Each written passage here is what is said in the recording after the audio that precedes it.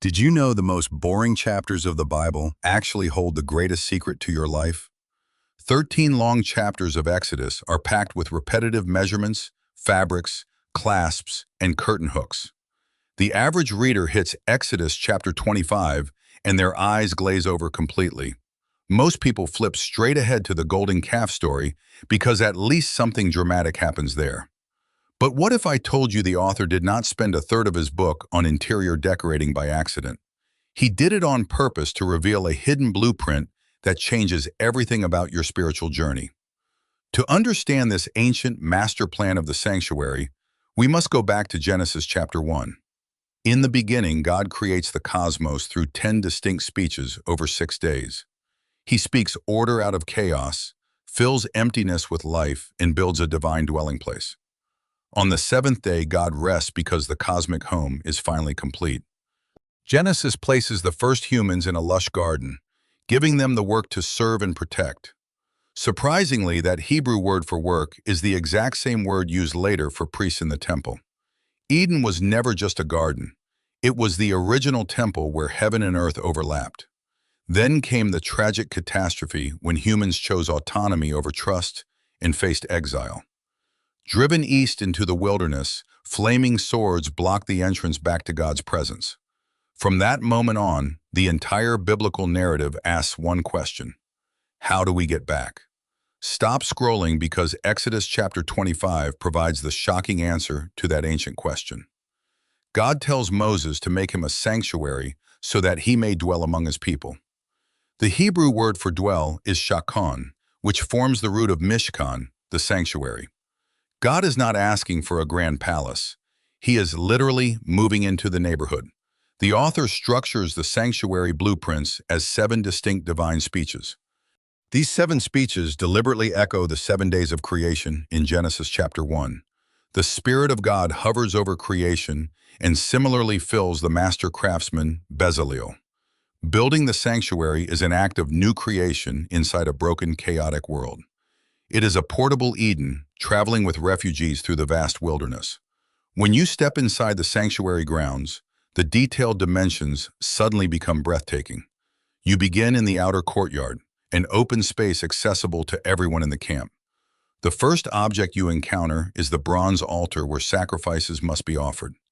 An animal dies in place of the worshiper, making the cost of sin visceral and clear. You cannot move deeper into God's presence without first confronting the price of re-entry. Past the altar stands the bronze basin, made from melted mirrors donated by the women. Instruments of self-reflection are transformed into a vessel for total cleansing.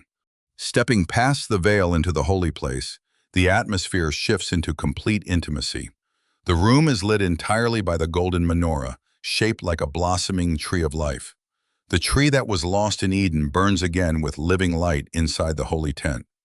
Opposite the menorah stands the table of showbread, with 12 fresh loaves set in fellowship. Between them sits the golden altar of incense, sending fragrant prayer clouds upward. Human prayer ascends into the presence of God, mingling with His divine glory. Here is a mind-blowing detail most people completely overlook. Then you face the thick woven veil embroidered with majestic guardian cherubim.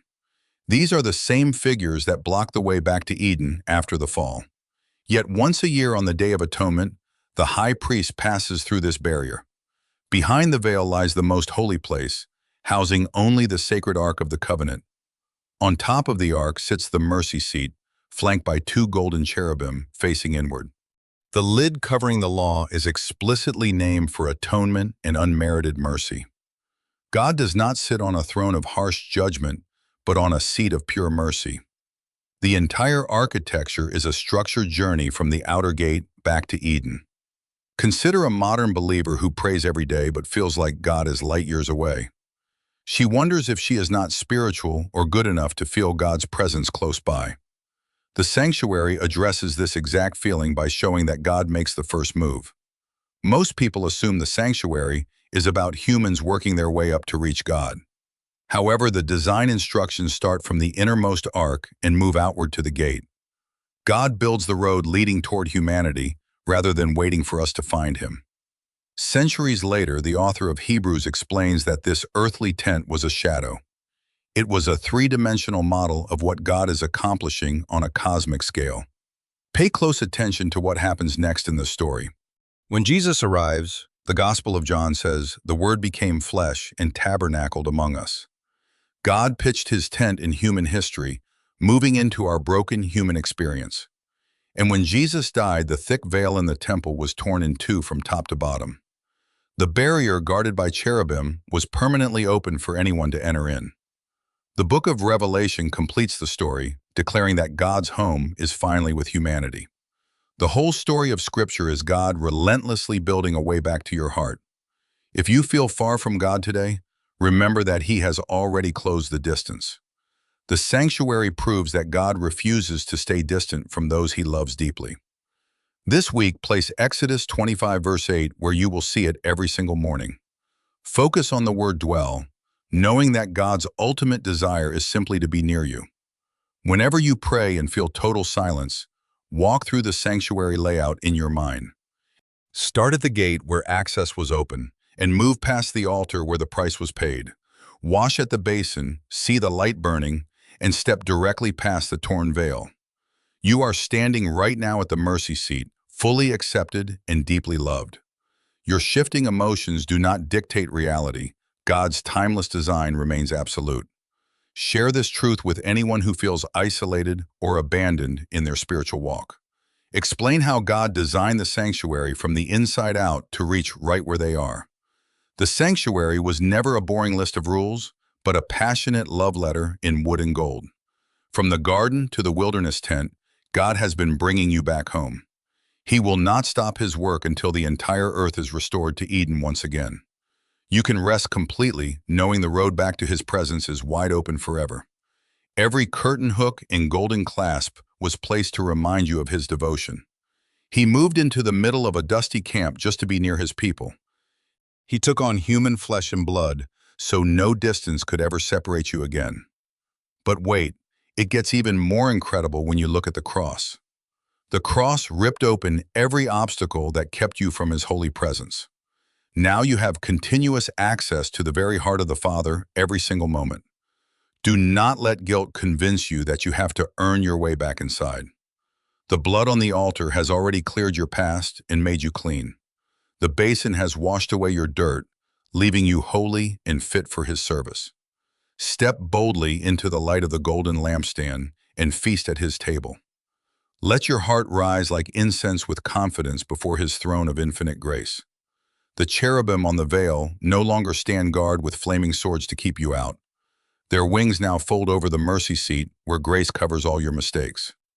This is the grand narrative embedded in every single cubit of the ancient tent. God is the master architect who designed a flawless plan for your complete redemption. He did not leave your salvation to chance or your own frail efforts. He crafted every detail, paid every expense, and completed the entire journey Himself. Your role is simply to walk through the open gate and receive His presence. Stop striving to reach a God who has already come all the way down to you. Look closely at the sanctuary and see how much effort He spent to reach your heart. He transformed a dry wilderness into a sacred meeting ground for His beloved children. He continues to meet you in your darkest valleys and most confusing seasons today. His presence is not a distant reward for the perfect, but a gift for the weary. Take a deep breath and realize you are already standing in His holy place. The veil is torn, the way is clear, and the Father is waiting with open arms. Trust the design, rely on His finished work, and dwell in His love forever. What if the feeling of distance you experience is actually an invitation to look deeper? Every architectural detail points to an intentional strategy of love. God refused to leave humanity stranded in the east of Eden. He met them in the dust, in the heat, and in their deepest doubts. The golden lampstand still shines to illuminate your dark moments today. The table of showbread guarantees there is always a place reserved for you. The incense reminds you that not a single one of your quiet prayers is lost. You don't have to clean yourself up before coming into His presence. The structure was designed to cleanse you as you walk through it. Grace was built into the foundation long before you ever made a mistake. Remember, the journey back home was planned before time even began. Standing at the mercy seat means your story ends in unending mercy. Let this ancient blueprint transform how you see your everyday prayers. You are never walking alone in the wilderness of your life. The creator of the cosmos has pitched his tent right beside yours. Open your eyes and see the open door standing right in front of you. Welcome home to the place where you have always belonged.